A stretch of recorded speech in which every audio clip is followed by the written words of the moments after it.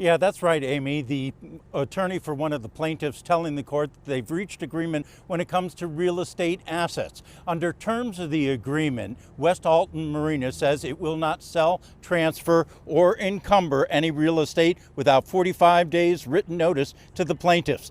At that time, the plaintiffs might agree, including what is to be done with any proceeds, or they would have the right to object and go back to court.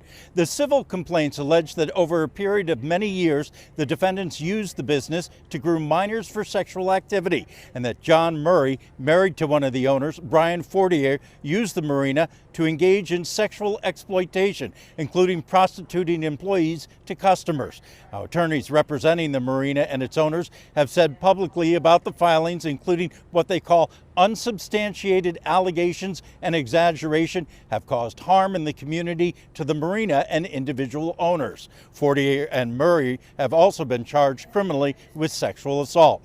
As far as the agreement in this case, it also requires the marina to notify the plaintiffs if somebody else is involved.